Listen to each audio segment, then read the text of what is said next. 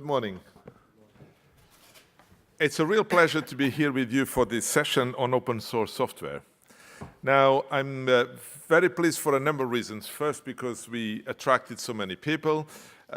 Second, because I think that we have a fantastic panel with a little bemol. There is no gender balance in our panel, but I guess that the fact that we started so prominently with three keynote speakers from the Parliament, from the Council and the European Commission with three distinguished ladies, I mean, somehow compensates for that. But I'm still very, very, very happy to have this fantastic panel with us today.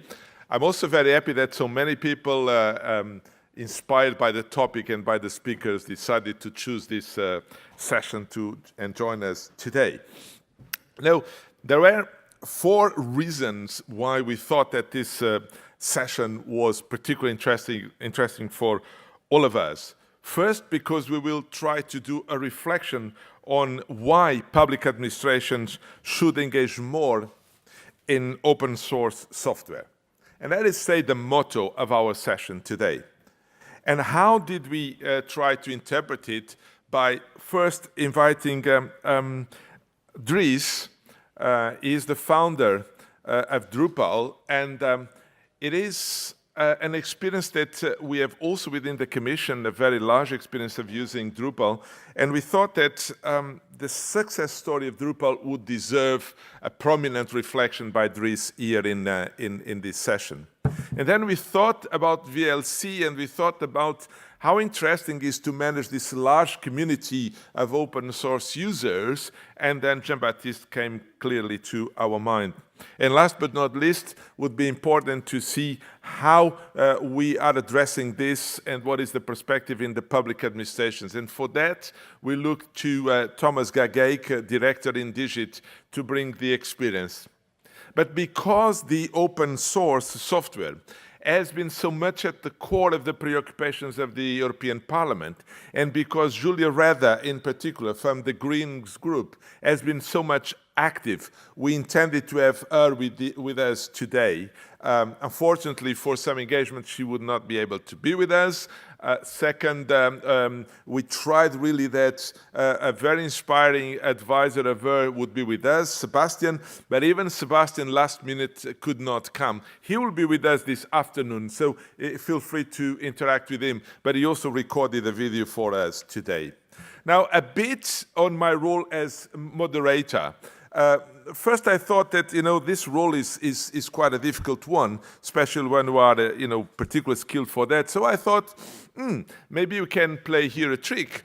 And then we invite Dries, that is far in the left side of our panel, who is a journalist and who has been working very much in the context of the ISA program. And we said, hey, Dries, why don't you join us? You listen to the presentation of the three colleagues, and you'll be the fire starter for some of the questions for this session. Like this, my moderating role is even more easier.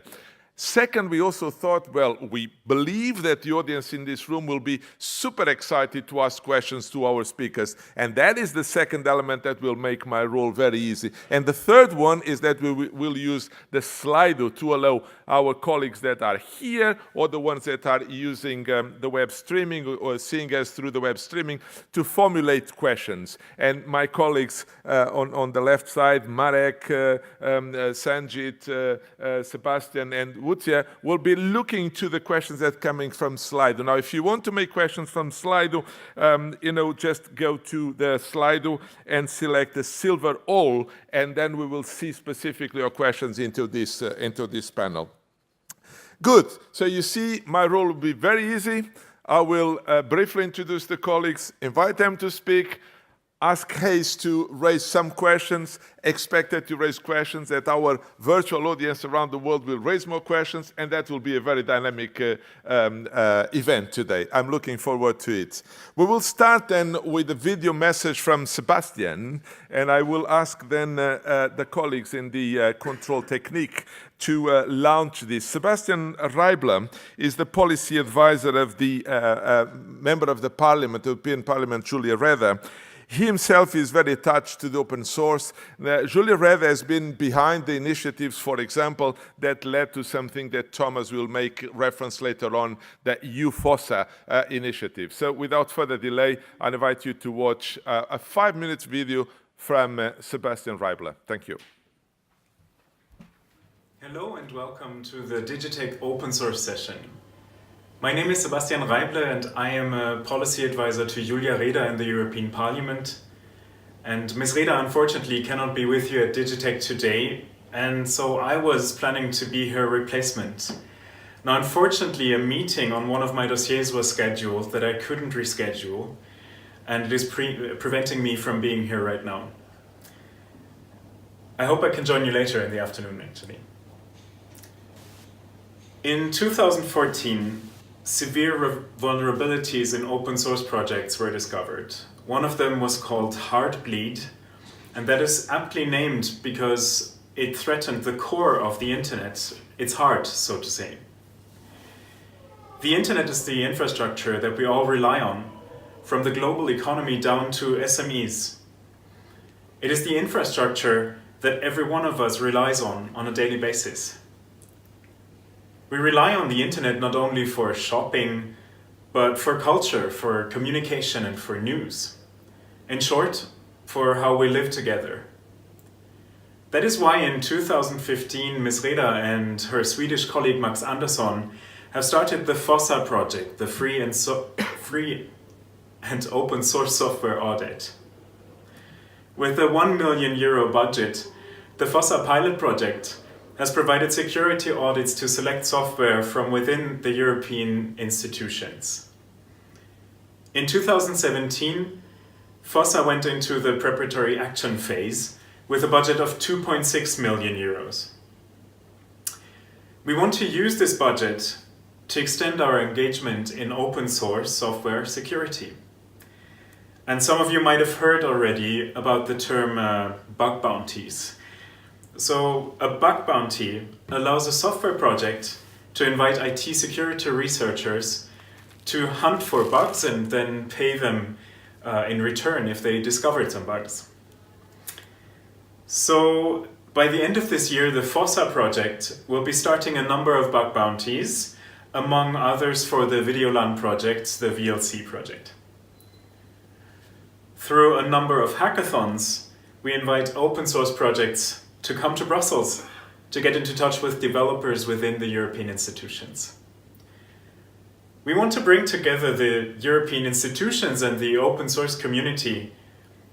And that is why also my colleagues Marek and Saranjit, I hope you're here guys, that they travel actually throughout Europe to go to conferences and to engage directly with the developers and the communities out there. It is one of the key ideas behind FOSSA that the EU institutions need to act on their responsibilities. Accountability, sustainability, and to enhance the reliability of the infrastructure that we rely on. Let me talk about accountability first. You've probably heard the expression code is law. Software used and developed by governments and administration can have a big impact on people's lives. One example is in France, there used to be a software called APB to allow high school graduates to apply for higher education. APB was found to treat applicants unfairly because of a choice made in the development of the algorithm. The software has since been replaced, and the new one is called Parcoursup. It is open source, and by making it open source, people can study the software and improve it. And they can hold the French government accountable for the decisions that are made by the program. Secondly, sustainability. Within the open source strategy of the Commission, open source software is favored in procurement. If a developer should go out of business, a specialized software can be further developed by another firm. This serves the goal of sustainable public procurement. And finally, after the security issues we found in key internet infrastructure projects, we have realized that it is not only in the interest of the EU, but its responsibility to invest in its reliability and security in our common everyday infrastructure. Thank you very much for your attention. I hope you have a very successful DIGITEC, and I will be happy to meet with you in the afternoon for any questions or feedback that you might have, or you can send me an email to sebastian.raible@ep.europa.eu. Thank you very much.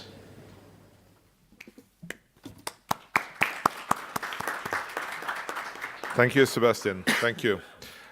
That was a good introduction. I think some of these topics will be further developed during the presentations and hopefully during the discussions. I would like then to invite Dries to join us. I don't think that I need to introduce him. He's a well-known personality. I mean, my colleagues that have worked in Drupal from a long time and with a lot of resources, tell me that is really, really very important for us to listen to Dries today. Please.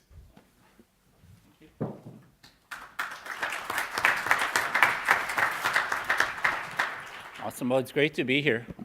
Yesterday I turned 40, which makes me feel really old. However, people told me, like, once you're 40, people take you more serious. And so today, the day after, I'm here. So it feels already like people are taking me more serious. So I wanted to talk a little bit about Drupal and what we do and explain a little bit more about open source.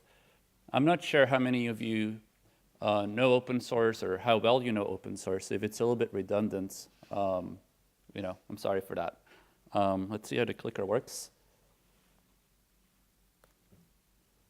All right, so, this is me. So I started the Drupal project about 18 years ago, and I started it in Belgium. Actually, I was a student at the University of Antwerp, and I wanted to basically play around with some emerging technologies, specifically PHP and MySQL and open source. And so I decided to build my own sort of experimental platform using these new technologies. And that slowly evolved into what became Drupal, which I open sourced about 18 years ago. So I've been doing this for a long time. Today I'm still very involved with Drupal. I'm the project lead. Also co-founded a company about 11 years ago, and I'll talk a little bit about that as well. So I've been doing open source really for over 20 years. If you go back longer, I actually contributed to the Linux kernel, and some other things as well. So, this is actually me in my dorm room where I started Drupal. As you can see, I was the prototype geek. You can't actually quite see it well, but I have a chessboard there. I have some compiler books. I have a collection of stamps. So I check a lot of the boxes for, kind of an open source geek. And so I started it in 2001. And since then, it actually has grown quite a bit. Today, Drupal is actually one of the largest open source projects in the world, especially when measured in terms of people or organizations contributing to the project. So first of all, Drupal powers millions of websites. Roughly 1 out of 30 sites in the world run on Drupal today. Hundreds of thousands of people make a living with Drupal. And of all of those people that make a living with Drupal, some also contribute back. So just in the last 12 months, in the last year, we saw code contributions from over 8,000 individuals. So people contributing, pieces of software, new features, could be bug fixes, could be anything. And also about 1,000 organizations in the world that contribute to Drupal on an annual basis. So it really makes for one of the larger open source projects in the world today. If you compare that to some of our proprietary competitors, I guess I can talk about them. Adobe is one of our biggest competitors, Sitecore. There's literally 10x times the adoption, and actually probably closer to 100 times the adoption what some of our proprietary competitors have. So if you don't know, Drupal is used for building websites. Even here in the European Commission, I believe there's at least 150 Drupal sites and close to 100 people actually working on Drupal. We work with governments all around the world. We ran whitehouse.gov for 8 years during the Obama administration, which really gave a lot of credibility to not just open source, but also to Drupal because it's a site with a lot of scale, a lot of security implications, and it's it's actually, I don't know if you noticed, but in the US government, there's about 24,000 websites just in the federal government. And of those, 10 are considered of national security importance, meaning they can never go down. So whitehouse.gov is, pretty close to the top of that 10 websites that just never are allowed to go down ever. And as you can imagine, a lot of people try to take it down, from 15-year-old script kiddies to different nations, from hacker organizations. And so in those 8 years, the site has not gone down. So a huge testament to not just the scalability of open source, but also the security of open source. And I'm happy to talk about that. If you're not familiar with open source, it basically allows you to run the software for free. Everybody can download it, install it, run it. Everybody can look at the source code. You can see how it works, which for governments can be huge, right? Because citizens can actually see what the software does. And so from a security point of view, from a privacy point of view, all of these things are key features, I think, of open source. And it's not just that, because that would basically kind of be more like freeware. But with open source, it also allows everybody to make changes to the software. It actually encourages people to change the software. Could be new features, integrations, bug fixes, and then people are encouraged but not required to share those changes as well. And so really, at the core, open source is a license. It's a software license. But the interesting thing, if you do open source well, it actually becomes an innovation model, right? So in the case of Drupal, as I said, open source is a license, but it really leads to collaboration. That collaboration leads to community, and that community leads to innovation. The reason why Drupal wins today, the reason why organizations adopt Drupal, is because they get to leverage the innovation from thousands of organizations and people around the world, right? And so it's almost like we have an engineering army, if you will, that is able to out-innovate every proprietary competitor that we have.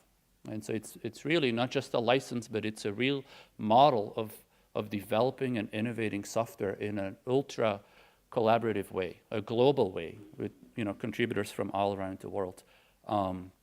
And so I truly believe it to be superior to proprietary software for many use cases. And I've been advocating for open source for 20 years, and in my mind, it's like this slow motion disruption. It's been like 20 years in the making. And every year it gets a little bit more disruptive, and it's changing markets, it's changing industries, it's changing how organizations work. I mean, it's, again, not just a license, it's really a force of change, I think, for the better. It's not just that, it's also a viable business model. And so I started my own company about 11 years ago called Acquia, and we provide a technology platform around Drupal to help organizations, scale and secure Drupal sites. And that's been very successful too. I started the company in the US about 11 years ago. We've been one of the fastest growing private technology companies in the United States using an open source business model. We innovated the open source model. We pioneered really a business model of taking open source and delivering it in the cloud. We're close to 900 people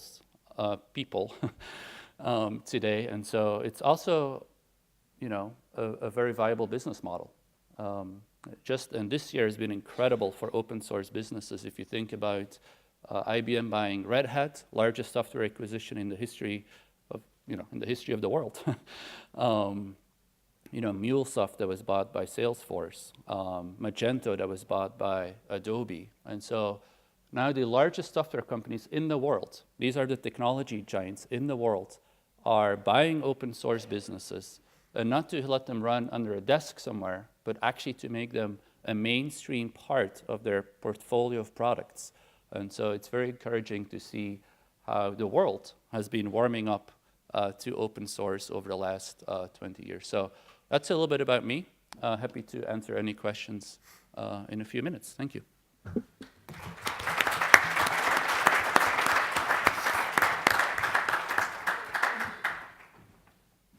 Thank you, Dries. I take some of key words that I found that you wanted to emphasize. First, the Drupal being one of the largest OSS communities in the world, the aspects of scalability, but also security, because it's sometimes not completely attached to the notion of open source.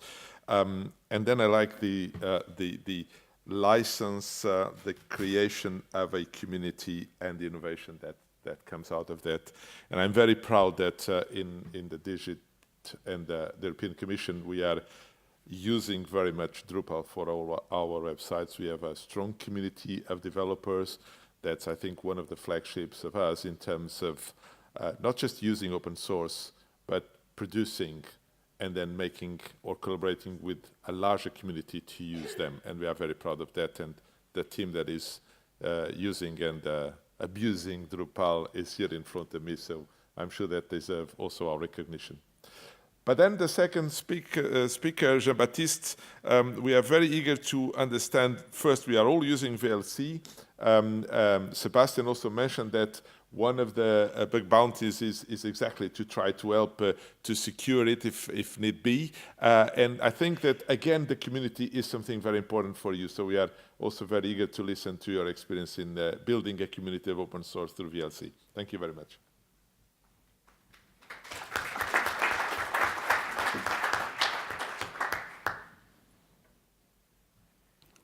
Thank you for having me. So my name is Jean-Baptiste Kempf. I'm going to talk about VideoLAN, which is the opposite from Drupal in terms of open source, because we are end-user software. We have a very small developer community, but a huge user community and a quite important brand to the normal people and not just geeks. The VideoLAN project is a very weird project. It was started in one of the university by students in order to find a good reasons to buy a new network because they wanted to play video games. And the government, the French government, didn't want to pay for a new network because they knew they were going to use that for video games. So they decided, okay, what can we find that actually needs bandwidth? And that's how the VideoLAN project existed. That's actually the true history of VideoLAN. It was absolutely no idea. They didn't care about open source at all. It was 1995. They didn't even know about it. But then the people from this project said, well, we could bring that to other people. And that's when they decided to move that to open source. And that became VLC, VideoLAN client, which was the client part of the streaming VideoLAN solution, became VLC. It's very important because like this cone is known everywhere. It's like when I go to China, to Japan, to the US, I talk about VLC, you know, the cone player. Oh, yeah. École Centrale Paris, no one cares. No one even knows what it is, right? So it's very interesting to see that with open source, a student project can become way better than one of those great universities that we have. And it's very funny because a lot of people don't know VLC. When I say, well, I work on VLC, no. Yeah, the cone that you have installed on your computer to play video. Oh, yeah, I use that all the time. Yes. So it's very funny to have this kind of recognition done by a team with absolutely no budget and absolutely no means. It was popular because it plays everything. Video and audio are a nightmare of formats. A lot of patented formats, a lot of different companies trying to impose their new formats in order to get a lot of money. And we're in the middle to try to get that. It's very important because, of course, it plays your video today, but as institutions or big companies, it's important to know that in 10 years, VLC will still be able to play your videos. It's important for archive. It's important for all your policies because your video will always be playable.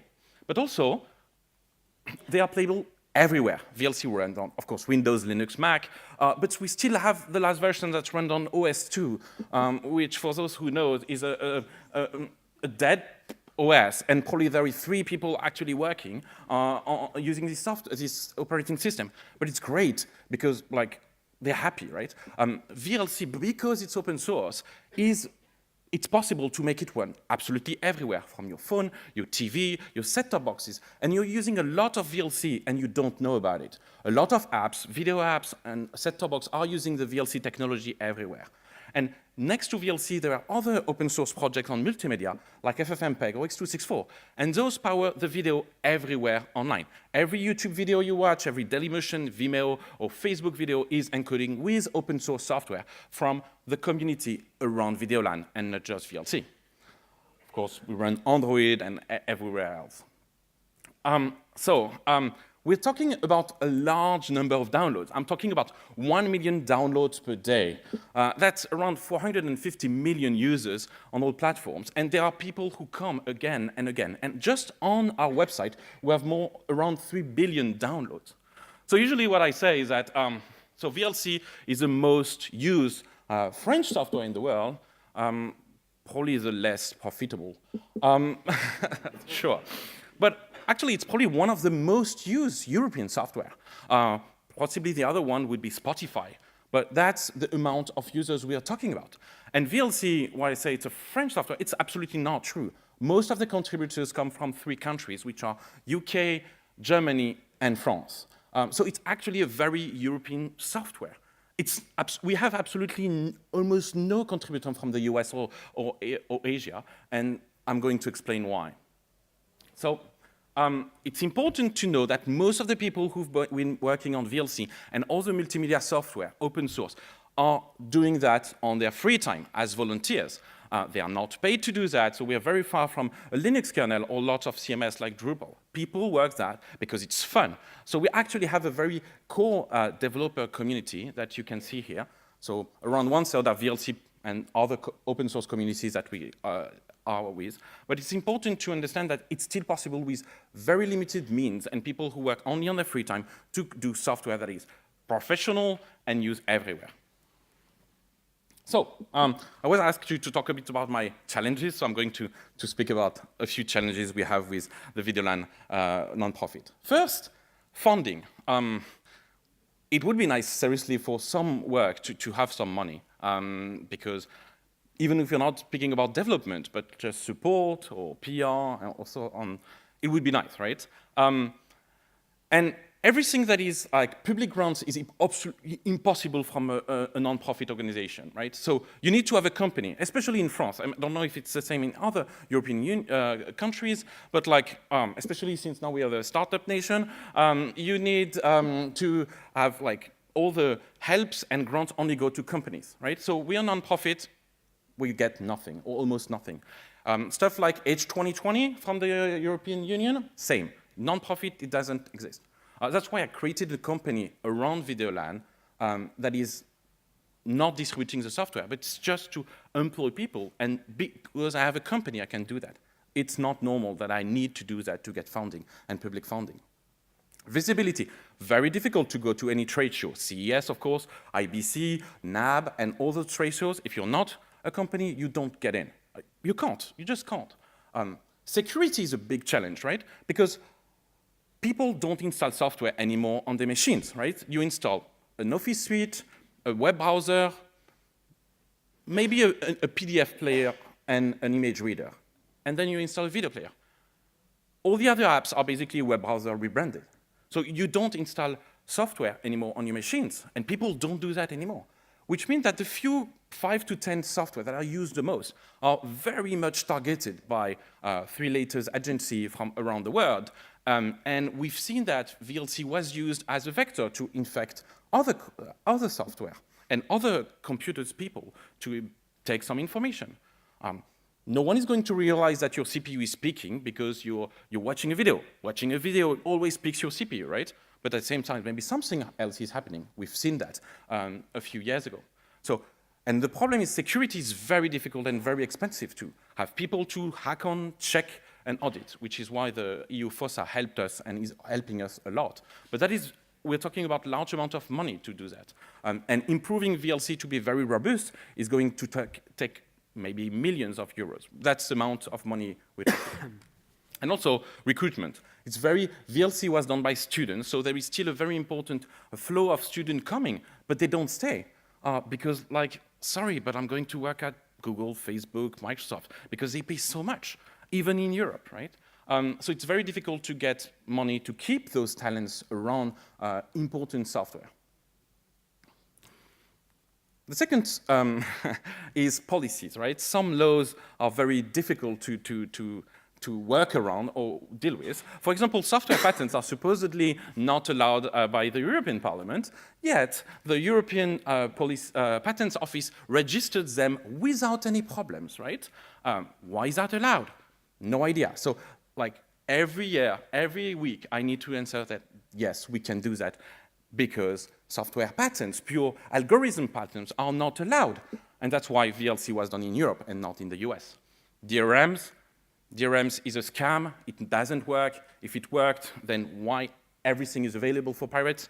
It's because DRM is used for other stuff. Interoperability legislation for all the format I showed, very difficult. France has a good legislation on that, but that's not true on other countries, including Germany. And formats. There is lots of difficulty and refusal even from the institution to standardize around video and audio formats. And when you try to go there and try to help, then there is a lot of lobbying industry forums who are basically arriving and say, well, you should use our format. Lately, I've been involved with a CSA, which is a Conseil Supérieur de l'Audiovisuel in France, who is basically trying to standardize the next generation of digital TVs for France, and basically they don't want to hear what we have to say. They only listen to Dolby and Panasonic and Sony, who's going to give them their new format that is not open, not even patented in a friend way, and everyone is going to pay for a lot of years. It happened in the past where like almost 1/3 of when they moved to the HD TNT, digital TV in France, almost 1/3 of the people in France couldn't hear the audio because they decided to change the audio format because of Dolby. And that is people who go there and lobby at the French audiovisual body, and it goes through because they don't want to listen to us. Yes, because we are no one, right? We're just a few software guys. We don't know anything about that. And they can't, it's very difficult to explain to them that we know stuff. And because we don't have, because we're not a company, I don't need to make money, right? So I'm not going to advise something that makes no sense. Similar to that, poor recognition, right? It's open source, so it's not serious business. Well, I hope that is changing. But we're seeing that, again, mostly in small institutions, cities, regions, and departments. As I said, our opinion is seldom asked for. I have another difficulty, which is I'm a very distributed volunteer team, so it's very difficult to get people to stay motivated. We meet twice a year. Every year we meet in Brussels because there is a biggest open source event called FOSDEM, if you didn't know about that, in February. I've been there since, I don't know, 15 years, every year. But that is how we keep the motivation for people to stay around. But it's difficult to keep the motivation when you don't have money. And finally, you have to realize that what we're doing with VLC is very artisanal work, right? I am, at the same time, the CEO, the CFO, the CMO, the PR manager, the project manager, and the PO, product owner of VLC. And I do all that because I'm the only one who can afford to not code all the time. And I still code, of course. And you have to understand that what we're doing is not taking some Java services, some JSON services from a website that is sent and just do a nice UI. What we do is we write assembly by hand. For those who understand what it is, it's basically talking directly to the machine like we did in the 1980s, 70s. Anyway, so what we do is very technical, extremely technical, and very difficult to get recognition for. And then when we realize that, for example, some European or French or German institutions are basically paying other people to integrate our product in there, you know, the feeling's not really nice, to be honest. But it's also good for us because it's fun. And that is what you need to remember, is we have a lot of fun writing this software, and we are very happy to have hundreds of millions of users. Thank you, and I don't think I have time for questions. Thank you very much.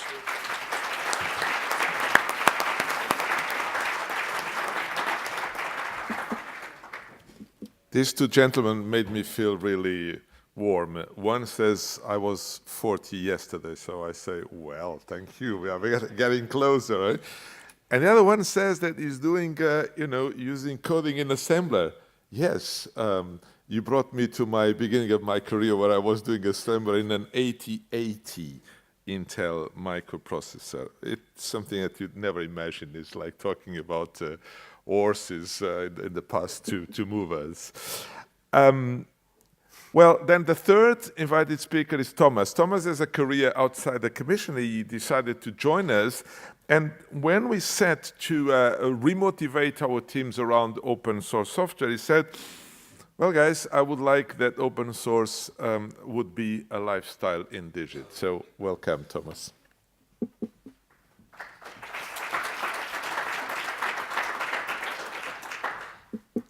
Thank you, Mario.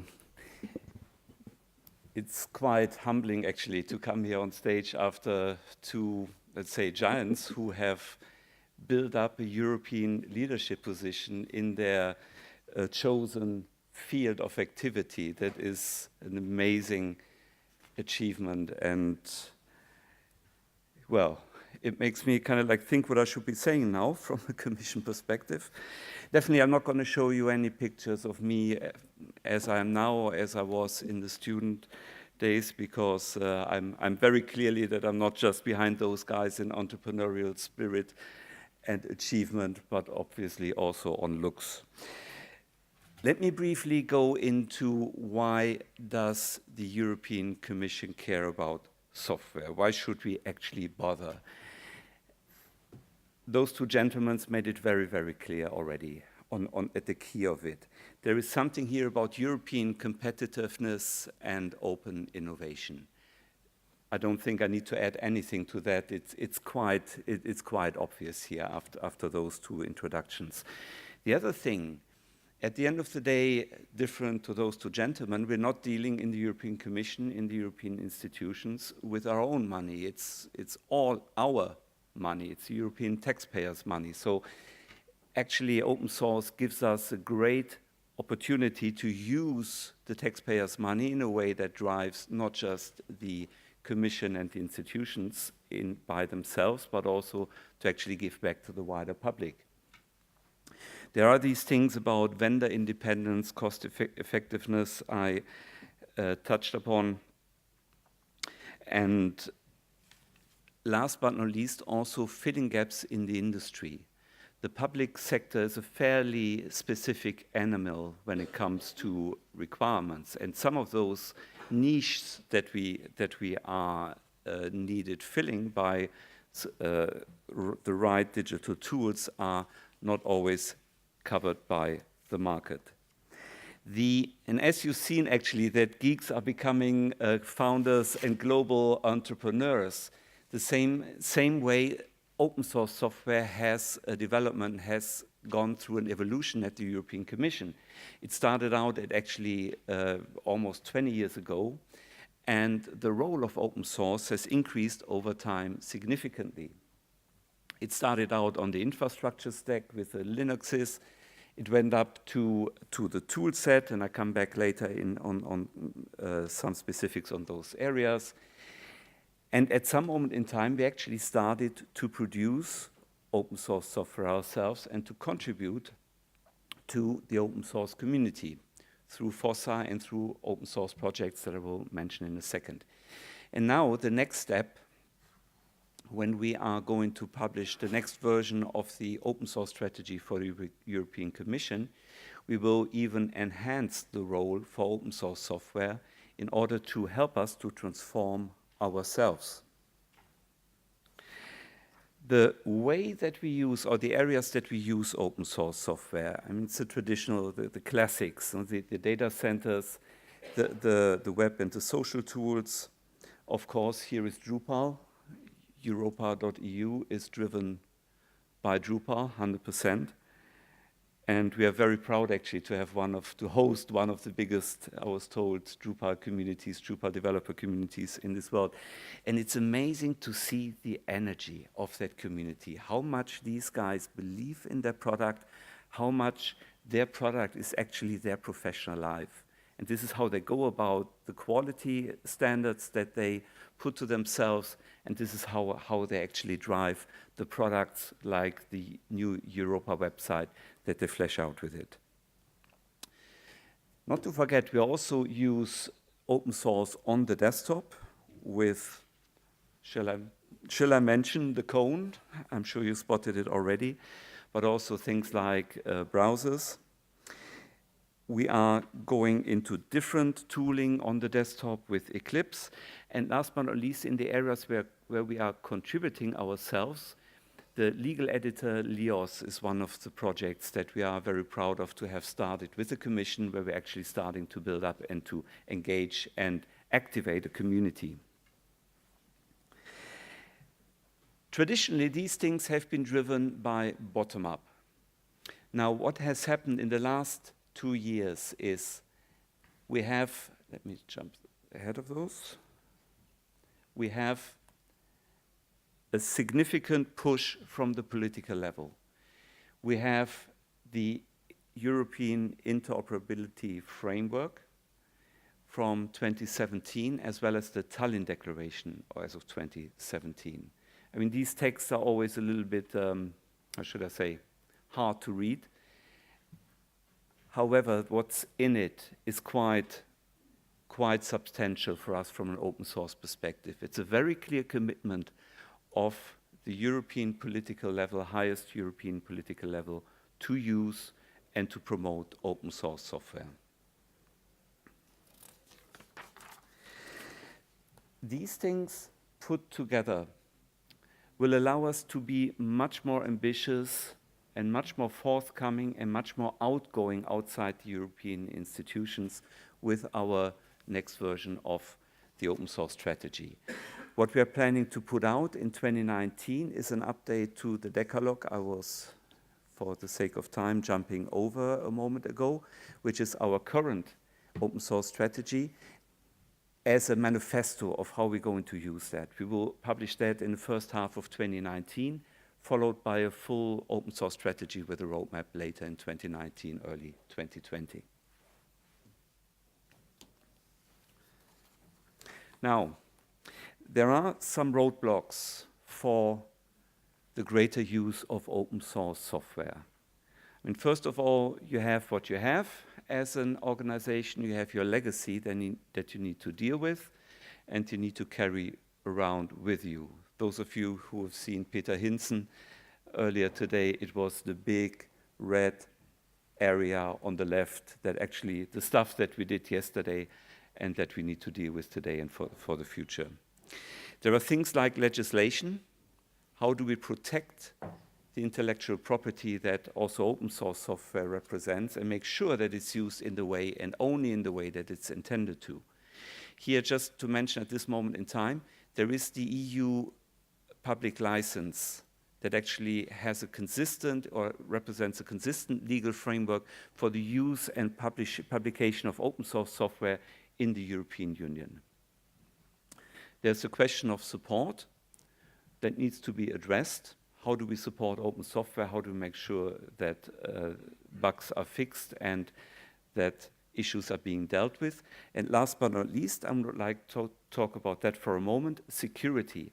How do we make sure that open source software is at the level of security that we expect from professional tools that we use in highly vulnerable and fragile areas like public administration, policy making, and making sure public secrets are kept? Here comes the FOSSA project. Sebastian Raible has mentioned it in his video message, an initiative of the European Parliament which enabled the Commission to actually use and exploit the community in order to address that roadblock of security in open source software. So, what is it and what have we done in FOSSA? So, FOSSA is actually put out to promote security in open source software through the community. So what we are doing is We have done a couple of bug bounties, for instance, in VLC. We've done hackathons. And in FOSSA 2 now, which is the stage that we're in right now, which started in 2017 and will end next year, we're actually having quite a significant budget, just 1 million alone for bug bounties. And that's an amazing thing if you look out, and if I look at some of the reactions that I got. Funny that the European Commission actually funds bounty hunters in this area. So just to mention some of the activities that we're planning 3 hackathons in 2019. We want to specifically focus those on fixing outstanding security issues that are out there in certain open source software tools, and actually make sure that we keep driving the quality of the open source software. Before I want to close, I'd like to make some last remarks on open source software, and that it's actually more than a way to bypass the big, ugly software companies. The name shall not be spoken here, the Voldemorts of our industry. It is actually a way to drive innovation. It is a way to move the goalpost for an organization like ours in the digital transformation. It is a way to step aside and allow the public sector, and particularly the European Commission, to benefit from the amazing drive that is in the community, in the open source community, and use it for the wider benefit of the European public at large. So open source is more than just a way to procure software. It is at the core of the digital lifestyle. Thank you very much.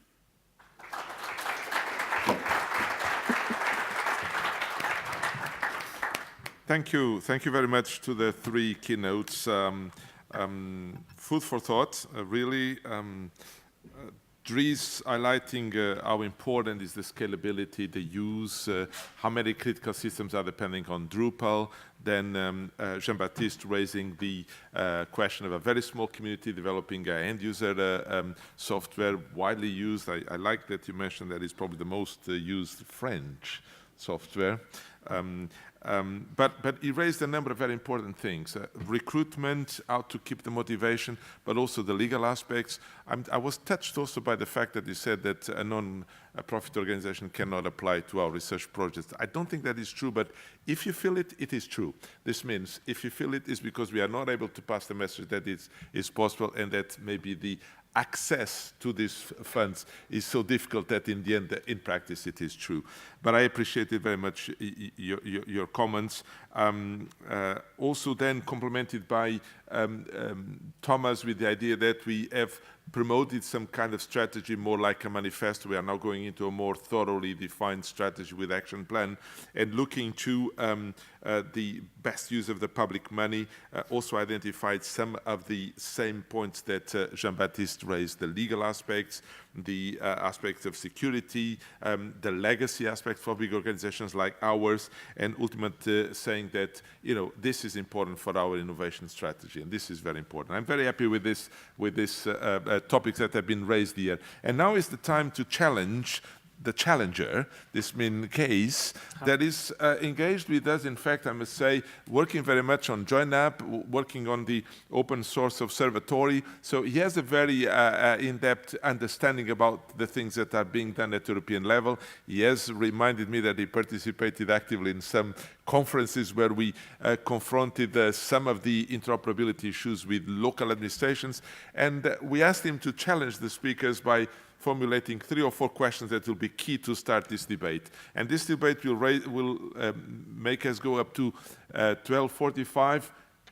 Starting about your questions, we have already a few from Slido. I'll give the time for all of that. But first, Gaze. Mario, would you like me to stand over there? Or If you want, please. Most welcome. probably easier. So, first off, these were very interesting presentations for me. But I had already prepared a few questions, and they weren't completely answered by the presentation, so that's actually good. I will start with the two gentlemen from VLC and Drupal. I was curious to know if you would have any recommendations for public services, large ones and small ones, on how to interact or liaise with open source communities. Dries, maybe you can kick off that answer. Sorry, yeah.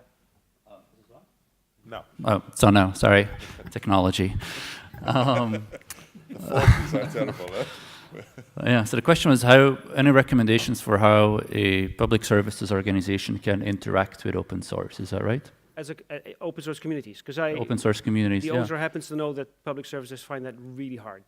Yeah, I mean, I would say it's, I don't think it's any different from how any other organization should try and interact. So there's many ways to interact, but that can go from contributing back code that you develop. I'm sure every organization tends to develop a lot of, custom code, which is sometimes truly custom, but oftentimes it's actually reusable by many other organizations. And so finding a way to contribute back code is a great way to involve.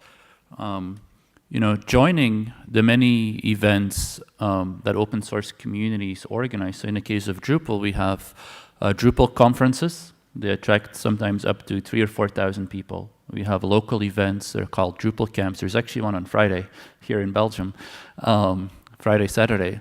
And so those attract, hundreds of people, sometimes over 1,000 people. And so everybody's welcome to join those, and it's a great way to start interacting with the open source community and to find, areas where you can contribute. And there's so many other ways, like from helping maybe, like something that's probably very important here is accessibility of the software. Like if the software needs to be accessible for all citizens, whether people are visually impaired or have other kinds of accessibility needs.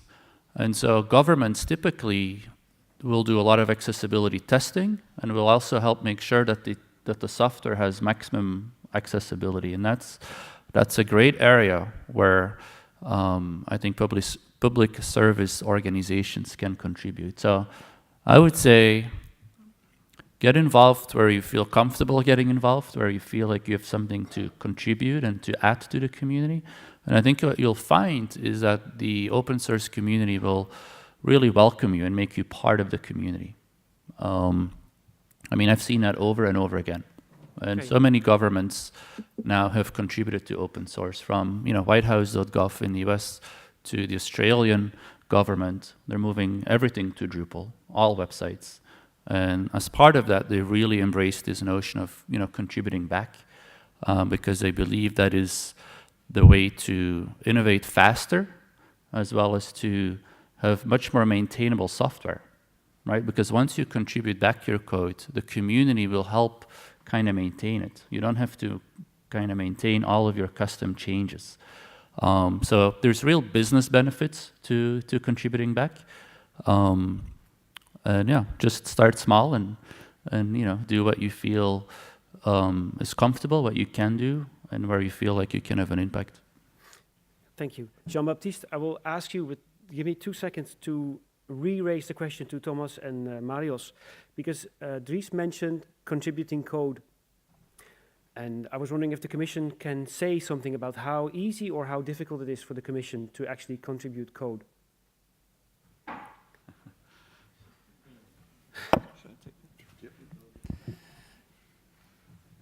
It's possible.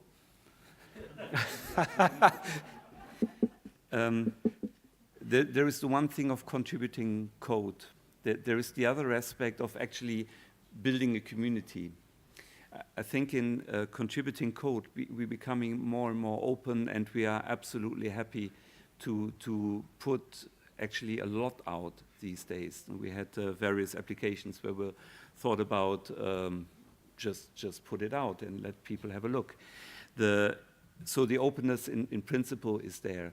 I think that's only part of it. We see that with the LEOS project these days. So for us, it's about bringing or making the code available, but then also how do you actually engage and build a community? And that requires some resources that we need to allocate accordingly in order to give it then justice, or make sure that somebody else does it.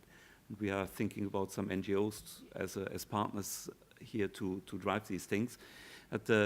Effectively, we are, I wouldn't say 100%, but we are very open in most areas. Okay, thank you. Jean-Baptiste. Will allow me, sorry. will allow me, because there is a question on Slido that says, why does the Commission use Drupal and not the other institutions? So answering or provoking the colleagues that are around on these questions, maybe I can ask the team of Rosa to say a bit what they are producing using Drupal. That could be a very short contribution to this discussion. Anybody?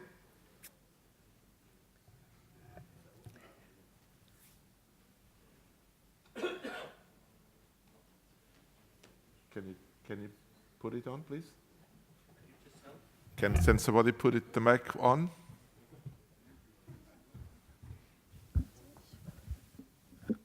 Yeah, that's that. It's now? Okay. So, why the Commission is using open source?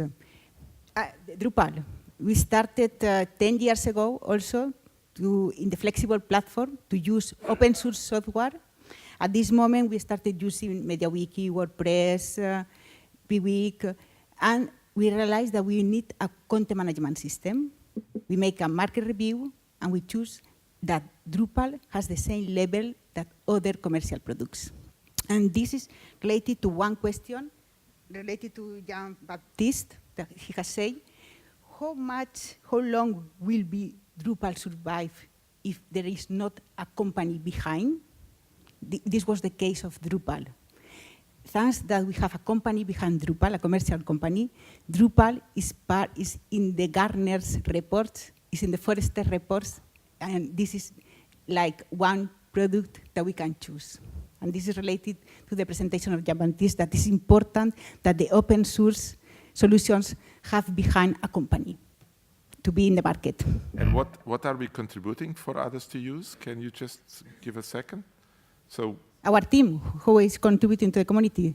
Yes, our team is contributing to the community. For example, here I have Paul, is part of the core group working in the community. I don't know if you want to say. Quick, please. Yes, we are contributing almost every day to Drupal.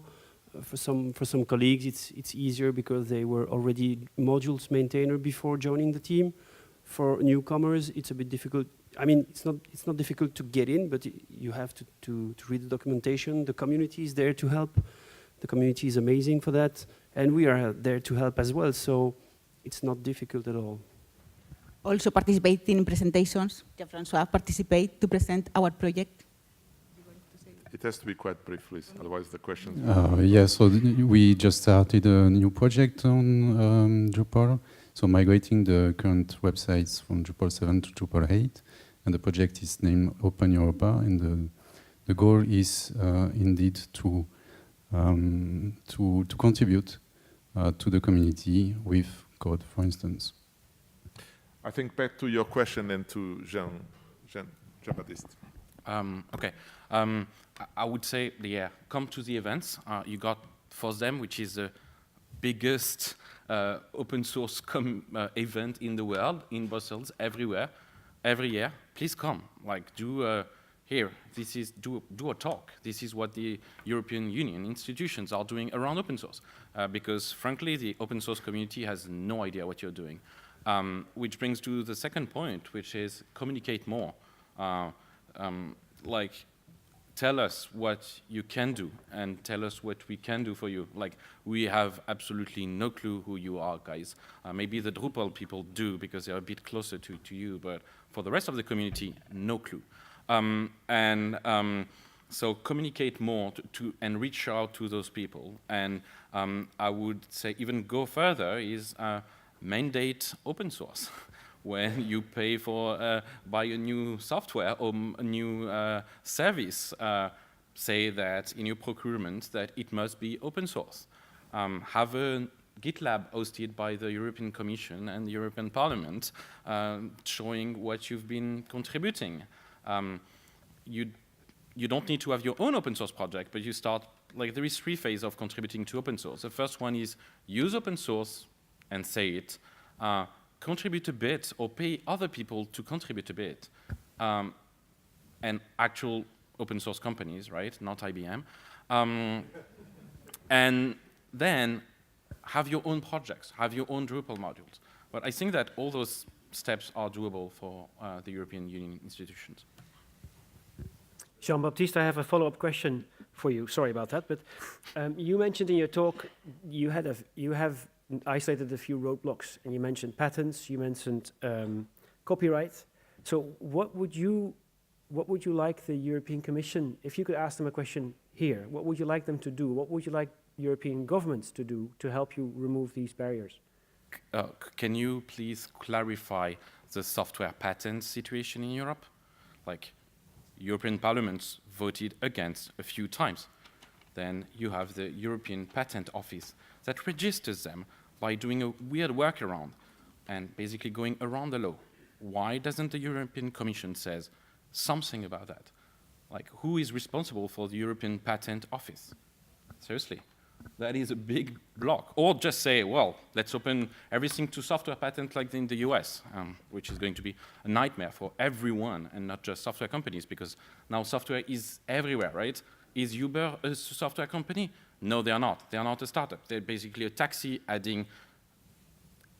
business adding software, right? So if you open software patents, you're going to have issues on absolutely everything, because you're going to take every business, every vertical that exists and say, I'm doing that on a computer or as a service or in the cloud, and then you're going to have all the in the blockchain, in the EI, which means nothing, of course. I think that you shouldn't do that, but at least clarify it, because the European Parliament said something. Why does the European Patent Office do something else?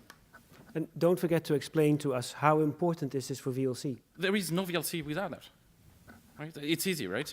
In order to, VLC, it's difficult to understand what we're doing, but VLC is supporting literally tens of millions of formats. Most of them are done through reverse engineering, which is only allowed in France through interoperability laws, because else they decide that you can only play on Windows 7, right? You're on Linux, you're on Mac, you're on Android, too bad for you. You need to pay them, right? The problem is that, for example, the French gendarmerie and police is using VLC for that reasons. They have lots of videos for crimes, and, well, nothing can play them, right? So they can have VLC that is open source, and because they move to Linux, they can watch them, right? Because else, the software is only available for a very important fee on Windows, right? And they say, well, sorry, but I moved for Linux for security reasons. Gendarmerie is part of the French army. They have some good reasons for that. So you need to be allowed to do reverse engineering to have interoperability, not for bad reasons, but just get interoperability. Like you guys built Microsoft for not doing interoperability on the MMS format as SMB 10 years ago, right? So that is important. That's why we need to be able to do interoperability reverse engineering and to not have software patents, because most of the video and audio software patents are completely idiotic. They are basically algorithms. And big companies, especially from the US, and the top of them is, of course, Dolby, but MPEG-LA, are basically just mafias, right? You need to pay, right? They are actually, it's a good, all the video production is linked with Dolby, and Dolby E is a new format that is amazing for technical reasons. Probably true, right? It's a very good format. That's not the question. The thing is, supposedly it's frowned software and patents, but in fact it's not, right? You go and talk to them and say, yeah, but you cannot do that, because for Dolby, you cannot license a patent. You can buy the Dolby license. The Dolby license gives you patents for Dolby Digital 1, all patents expired. Digital, which is extended AV3, almost all gone, but also MLP and AAC. But at the same time, it gives you the test suite, the certification and the right to get the logo, and the copyright for their implementation. And you cannot say, well, I'm sorry, I want just the patents, because you need to buy the software at the same time. The software has 75 years plus something, you know probably better, while most of the patents for Dolby Digital are over today, right? So they use tricks in order to go around the law, even when they say to all the institutions, don't worry, we're going to license that under front conditions. They're going to do that, but technically you cannot go there. We tried with 2 companies around VideoLAN and FFmpeg and other multiplayer communities. There are several companies, including Videolabs, Collabora, Open Broadcasting System, Anivia, OpenEden, and so on. And all of them tried to go one by one to get this license, which is supposedly allowed because of the patent, and it's not. So at the same time, most of the patents are basically just algorithms. And at the second time, even if you agree to them and you say, well, they said they're going to be front, de facto they are not. It's very difficult to use. So that is a very important problem in my opinion.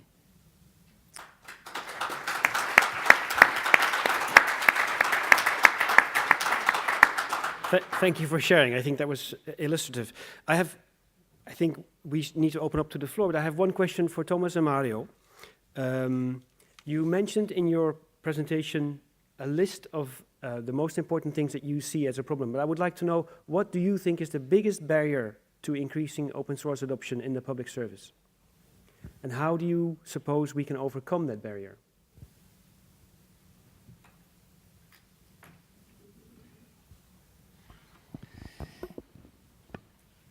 Personal opinion, it's legacy. I think we have a lot of things on various levels that we have invested a lot in terms of other tools that we build on it, or in terms of skills and know-how. If you look into proprietary formats in the Office world, that is one area, I think. And if you wanted to change that one, it's a huge investment that is being affected by it. It applies in other areas as well. And do you have suggestions on how those barriers, or how this barrier could be overcome? I think where we're going, and it goes a little bit into Jean-Baptiste's comments, what we are promoting more and more is the use of open standards. And I think the proprietary standards at the end of the day are a roadblock, not just to use open source software, but actually to innovate. If you look into the PC world, how many years did we carry around ballast, effectively, in terms of legacy formats that we still had to somehow live with and still find workarounds, and really kept us from doing the next step in where the technology actually was. That to me is a key, roadblock. It definitely slows us down significantly. Mario, is there still time? We need to go to Yeah. the other thing. So if you don't mind, Gageik, No, I don't mind. maybe we turn now back to the audience and to the Slido, and then if there is any further time, Sure. Or there is after that there is opportunities at a table somewhere that you find on open source. So I'm turning now to the room. Is there any questions or points that? Yes, I see a question for there. Can we light on the lights on the room, please? Thank you.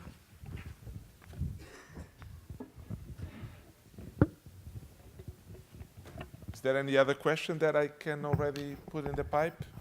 Please, can you identify yourself, please? Yes, hello. I'm working at Digit under Mr. Gageik Directorate.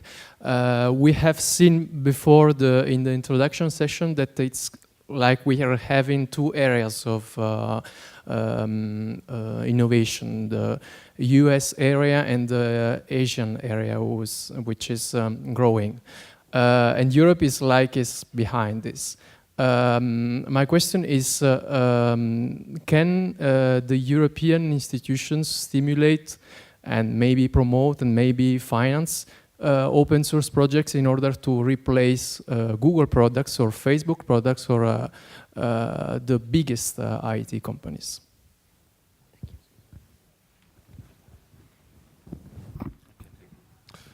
Well, I think that most of the research projects, for example, are requested to use open source. So it's and the results have to be put at the disposal of the communities. So that is certainly one area that we have there. I think that we as Digit, and I think that the colleagues in the Parliament and the Council, this conference is much more built around the practitioners of the use of the open source rather than the funders of that one. We fund only through the procurement, but when it comes to initiatives like Startup Europe, when it comes to initiatives like the European Innovation Council, I mean, all of those things follow very much on the remit of the open source. But this is normally handled by other departments in the Commission. But is the bringing together of those two, of left and right, and that I think that's important, and in a number of cases is not very well done. When I came to Digit, I felt that through the procurement, and was one of the questions from Hayes. I mean, and I think that Jean-Baptiste also say, mandate open source. I mean, so we are going into a different level of engagement that goes into not just in the normal procurement, but also in mandating behind the procurement the use of open source. And I think that although we have concrete steps, we are not yet there on this context. I don't know if anybody wants to complement.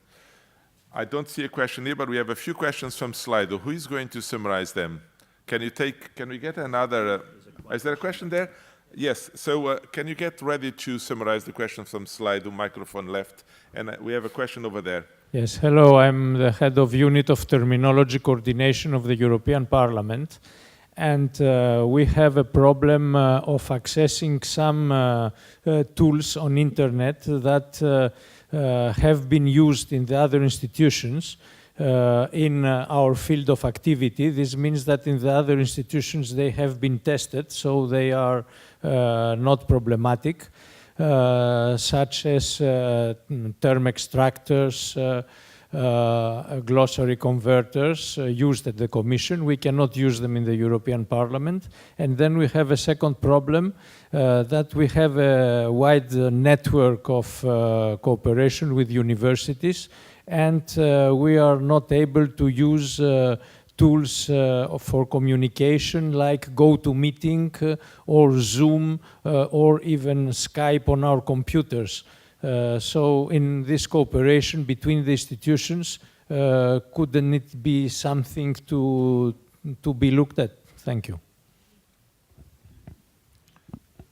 More than committing, I think I share your views. I think that a lot of times we invoke reasons of security and things like this not to install in our digital workplace some of those tools, and I think that your questions reflect on that point. I think that this is a good point for reflection, and I take note of it to bring to the Parliament, Council and Commission. I'm turning now to my left side to see, can we summarize the questions from Slido? There have been some questions about the FOSSA project. For that, I invite you to contact us for more details about how it works and how to participate in that. There is one question that if we have 2 minutes to ask to the panel, that's interesting. Can the institutions use their procurement power to further develop European open source software ecosystem? For example, instead of paying licenses, help develop OpenOffice. And there was another question that was of similar, should all software developed with public funding automatically be open source? These are two interesting questions. If we have just 2 minutes of the panel time, and then not necessarily only us. I mean, colleagues will be invited to comment on that as well. Yeah, I take the second one.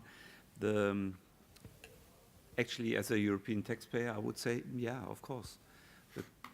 Everything we do should serve the wider public as much as possible. The only roadblock there I would see is, do we expose ourselves by giving away the inner workings of certain parts of the software? But where that's not a factor, I would say absolutely yes. I mean, I don't work here, but you are most welcome. And I think it would be good to have like a framework, for a decision-making framework, to figure out what is open source and what is not open source. And I personally think the default should be open source, but there's probably good reasons for certain pieces of software not to be open source. I mean, I can't think of any right now, but I'm sure when it comes to like military applications or what have you, that maybe you don't want to default to open source. But I think providing a decision-making framework along with a workflow that enables everybody across the European Commission and even beyond to make those decisions on their own, I think would be incredibly powerful instead of having to go through a very complex process or being stuck by legal departments and these kinds of things. I think it could be quite liberating if there was good guidance and a framework for allowing everybody to make that decision.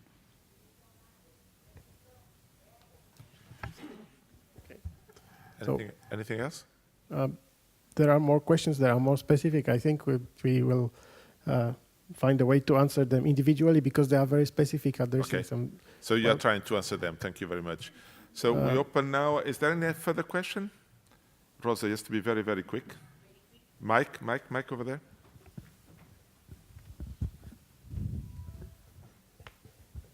Related to this discussion, this means that the workplace of the future for the Commission is open source, is open standards.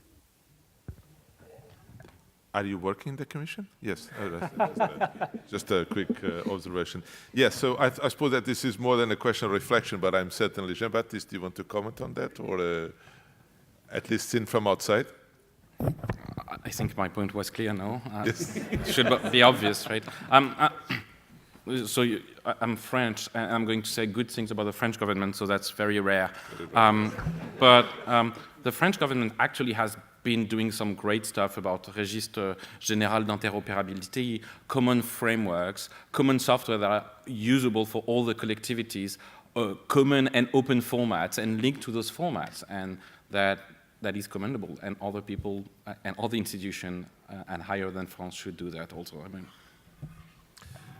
Good. I think that we enter now in the last 3 minutes of the event. I will invite first Gageik to make a 1-minute reflection to close this event from your side and with your experience. Okay, that I hadn't expected.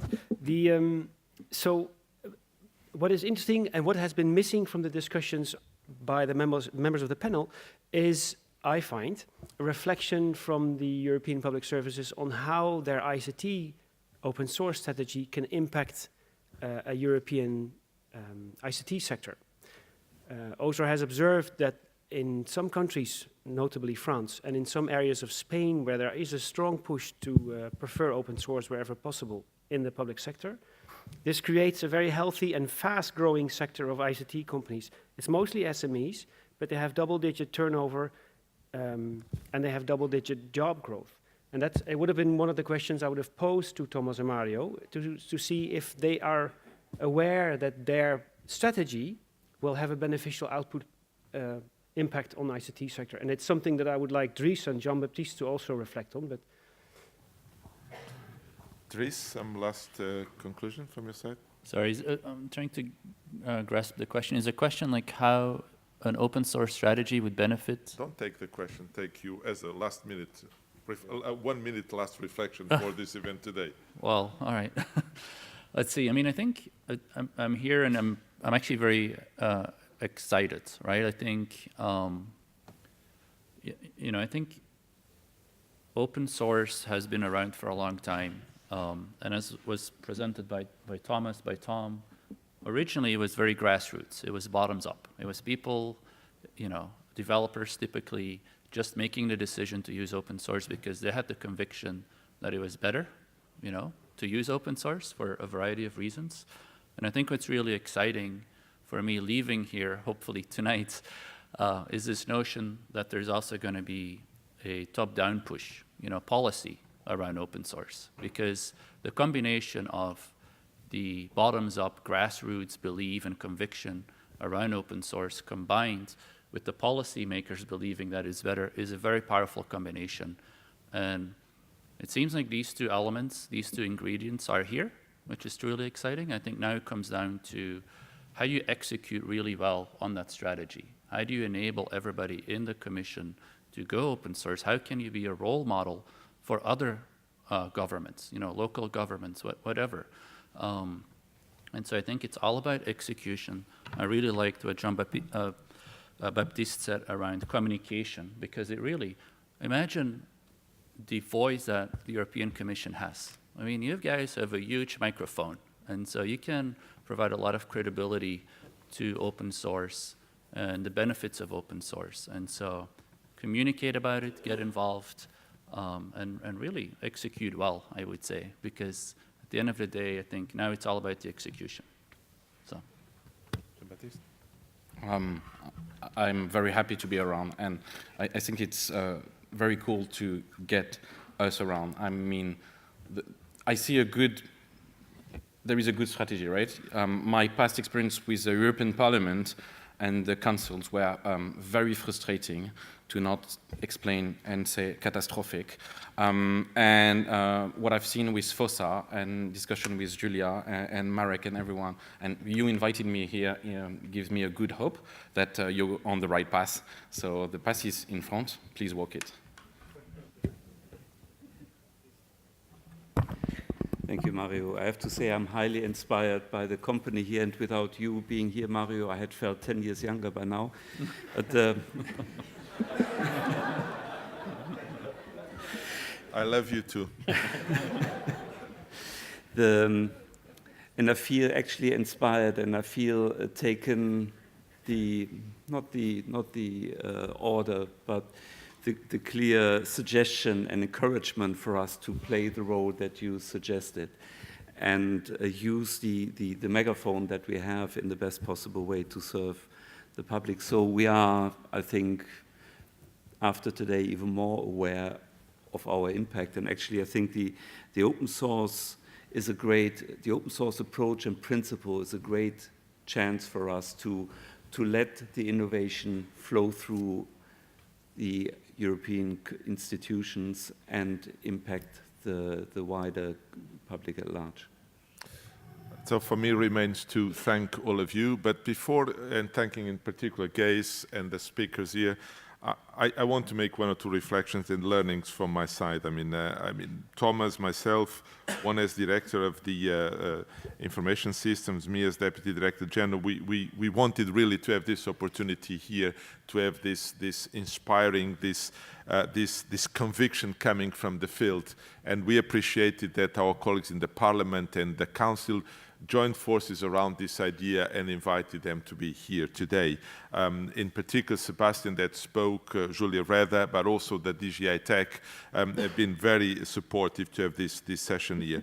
There's a number of takes for me that are quite serious, and is not just to say thank you for the inspiration, thank you for your conviction. You know, what is the impact now in the future?